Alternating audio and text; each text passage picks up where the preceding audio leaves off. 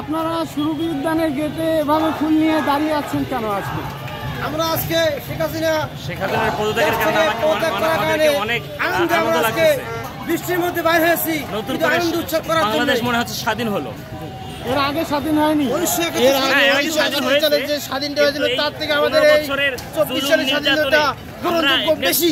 জনগণ একদম নিপীড়িত, যার নতুন করে আবার মনে হয় যে আমরা স্বাধীনতা ফিরে পেলাম। আপনারা বাংলাদেশকে এখন কিভাবে দেখতে চাচ্ছেন? আমরা অনেক উন্নত দেশ হিসেবে এবং শান্তিকামী দেশ হিসেবে আমরা দেখতে চাই এবং ইসলামী দেশ হিসেবে দেখতে চাই।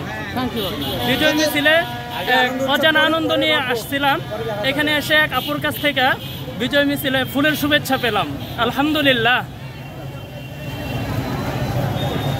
ভাই বলেন, আপনার কেমন লাগছে? কেমন লাগছে আজকে? আরে অনেক ভালো ভাই, অনেক। এখন আমরা স্বাধীনতা দিবস পালন করব 5 আগস্ট, বুঝছেন? আপনারা কি মনে করতেছেন যে আগামী দিনগুলোতে আপনারা কথা বলার স্বাধীনতা ফিরে পাবেন? অবশ্যই, ইনশাআল্লাহ, ইনশাআল্লাহ, অবশ্যই। আল্লাহ আমাদেরকে সেই সুযোগ করে দিয়েছে, আল্লাহ পাক আমাদেরকে। ভালো থাকবেন আপনারা। আসসালামু আলাইকুম। আল্লাহ পাক সবাই